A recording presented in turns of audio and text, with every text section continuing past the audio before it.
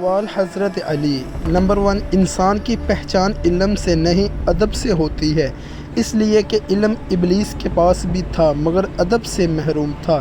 Number 2، اگر زندگی کو ہمیشہ خوشیوں کے ساتھ گزارنا چاہتے ہو تو غم زدہ لوگوں کے غم سنا کرو، کبھی دکھی نہیں رہو گے۔ نمبر 3، جیسے بھی حالات ہوں دعا مانگتے رہو، خیر مانگتے رہو، معجزہ ہونے میں کوئی دیر نہیں لگتی۔ نمبر 4، دونوں صورتیں یقین کی ہیں، کوئی اللہ کے لیے سب کچھ چھوڑ دیتا ہے اور کوئی اللہ پہ ہی سب کچھ چھوڑ دیتا ہے۔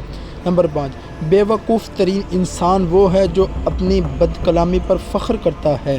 نمبر 6، جو دو گے وہی لوٹ کے آئے گا، چاہے عزت ہو یا دھوکہ۔ نمبر 7، اگر انسان کو تکبر کے بارے میں اللہ کی ناراضگی اور سزا کا علم ہو جائے تو بندہ فقیروں اور غریبوں سے ملے اور مٹی پر بیٹھا کرے۔ نمبر 8، خدا سے جب بھی مانگو مقدر مانگو، عقل نہیں، کیونکہ میں نے بہت سے عقل والوں کو مقدر والوں کے در پر دیکھا ہے۔ نمبر 9، اچھے لوگوں کا تمہاری زندگی میں آنا تمہاری قسمت ہوتی ہے اور انہیں سنبھال کر رکھنا تمہارا ہنر۔